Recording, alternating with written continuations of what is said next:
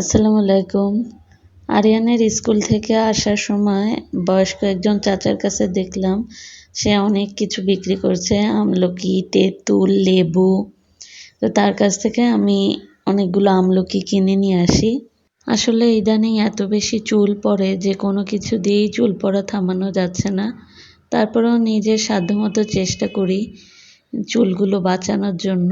একটা সময় ছিল যখন চুলগুলো অনেক বেশি ঘন ছিল, কিন্তু এখন প্রতিদিন চুলগুলোকে আস্তে আস্তে এভাবে শেষ হতে দেখতে আসলে অনেক খারাপ লাগে। আমার মনে হয় এখন প্রত্যেকটা মেয়েরই একটা কমন সমস্যা হচ্ছে চুল পড়া। আর আমাদের দেশের ওয়েদার তো দিন দিন এত বেশি খারাপ হচ্ছে, এইটাও একটা মেইন কারণ বলা যায় চুল পড়ার জন্য। তো সকালে স্কুল থেকে এসে আমি প্রথমে রান্না বান্না করি, তারপর খাওয়া দাওয়া করে আরিয়ানকে খাওয়ালাম। তারপরে আমি দুপুরে আর রেস্ট নিইনি, আজকে কাটাকাটির কাজে লেগে গেলাম। এইদিকে আরিয়ানও চলে আসছে দুষ্টুমি করার জন্য। আমলকিগুলো আমি প্রথমে খুব ভালো মতো ধুয়ে নিয়েছি, তারপরে এখানে আমি ছোট ছোট টুকরো করে কেটে নিচ্ছি। প্রায় 1-1.5 ঘন্টা লেগে গেছে আমার এইগুলো কাটতে। অনেকগুলো ছিল, প্রায় হাফ কেজির মতো। এবার আমি এগুলোকে মিক্সি জারে সবগুলো দিয়ে দিচ্ছি। আর আপনারা নিশ্চয়ই শুনতে পাচ্ছিলেন এতক্ষণ আমার পিছনের যে ব্যাকগ্রাউন্ড মিউজিক দিচ্ছিল তরকারিওয়ালা, তরকারি তরকারি বলে চিল্লাচ্ছিল। আমি জানি না ভয়েস দেওয়ার সময় এরা কেন এত ডিস্টার্ব করে। আমার ব্যাকগ্রাউন্ড মিউজিকটাকে ইগনোর করে প্লিজ আমার ভিডিওটা দেখবেন। এখানে আমি 1 কাপ পানি দিয়ে আমলকিগুলোকে ব্লেন্ড করে নিচ্ছি, আপনারা চাইলে আরও বেশি দিতে পারেন।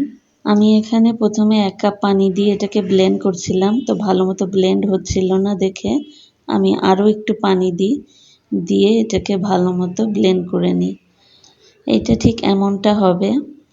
এরপর সবগুলো বাটা হয়ে গেলে আমি এটাকে একটা শুকনা পাত্রে রেখে দিচ্ছি, মানে বক্সে রেখে এটাকে ডিপে স্টোর করব। আপনারা চাইলে এখানে আইস কিউব যে ট্রেতে জমাই সেইটাও ব্যবহার করতে পারেন। আমিও আইস কিউবের ওই ট্রেতেই রাখতে চেয়েছিলাম, কিন্তু আমারটা কোথাও খুঁজে পাচ্ছিলাম না, তাই আমি বক্সে রেখে দিলাম।